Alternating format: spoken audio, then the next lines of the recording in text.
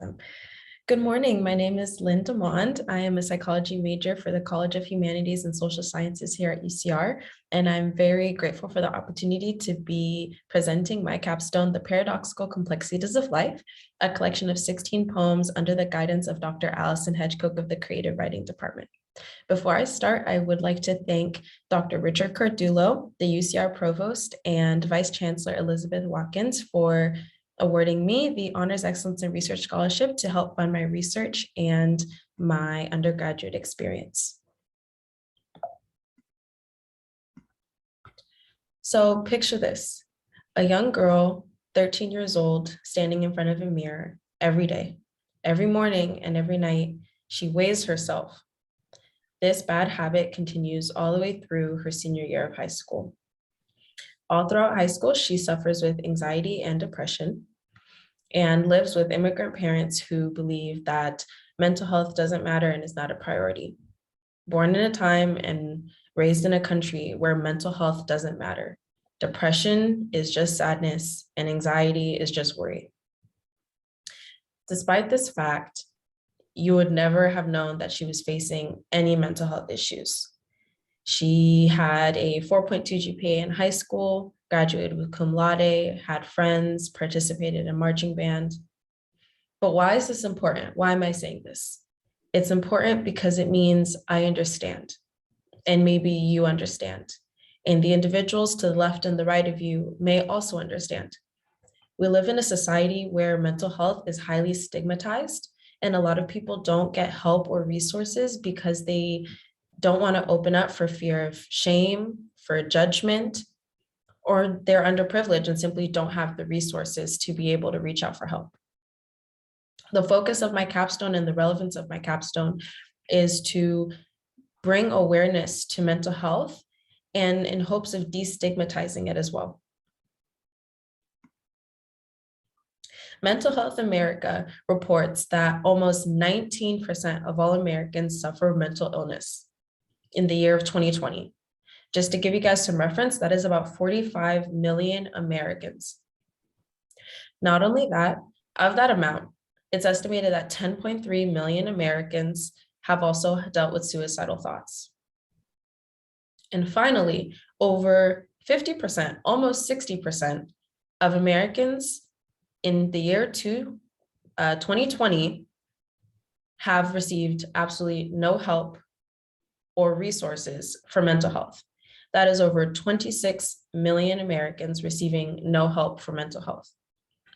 This is very important because it really highlights that there are a plethora of different mental health issues, whether it be eating disorders, depression, anxiety, obsessive compulsive disorder, and adults and children alike are not being diagnosed, and they're also not receiving the resources that they need in order to combat these issues. As a psychology major, I do a lot of work with empirical articles. I've written theoretical reviews and research proposals.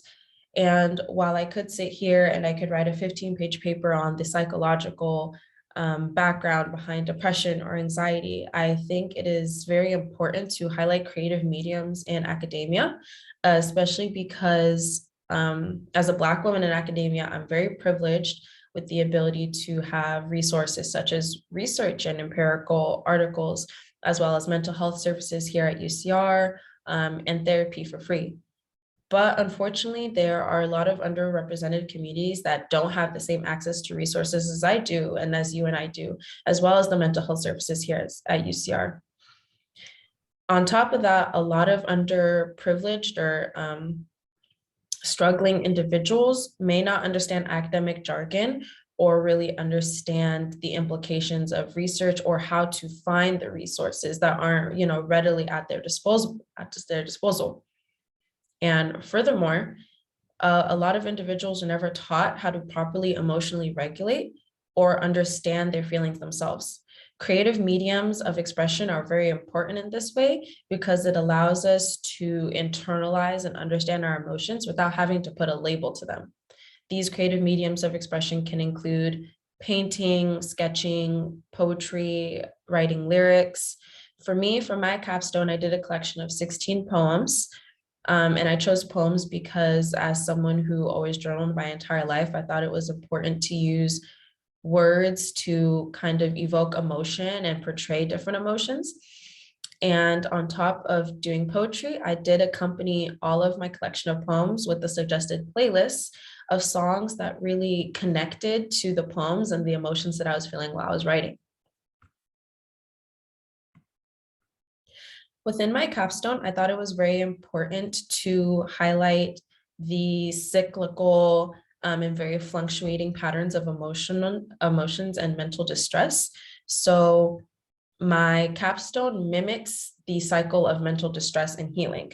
For example, the spacing that I did, the order that I put my poems was very intentional because it allowed me to kind of show the fluctuations within emotions. Healing isn't a linear process. Sometimes we take 2 steps forward and then 4 steps back. So I really wanted to mimic that within my poetry.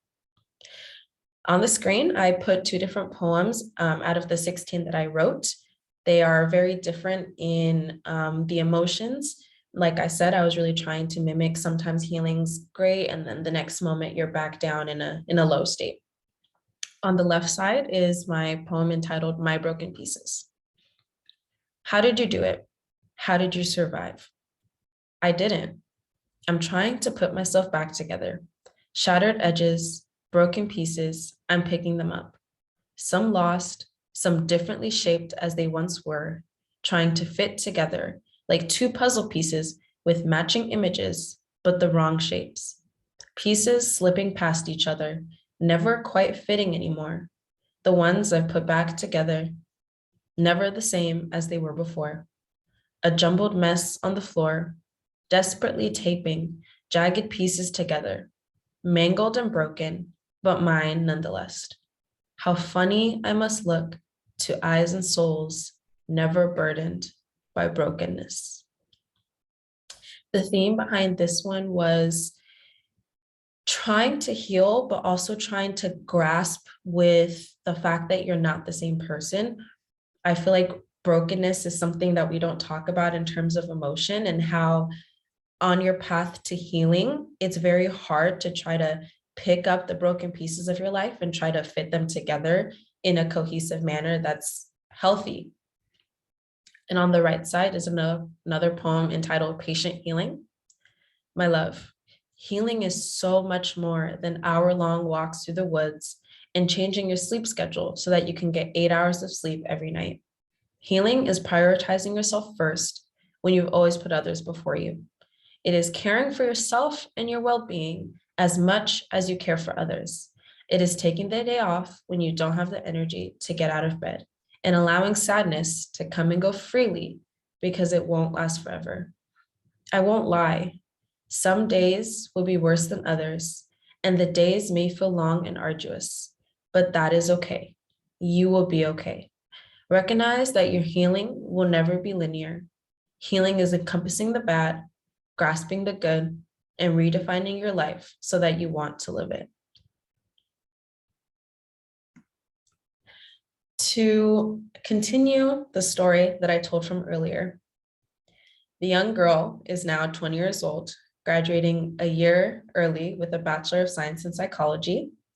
She no longer suffers anorexia. She goes to therapy consistently. And though depression and anxiety comes and goes, she has a support system.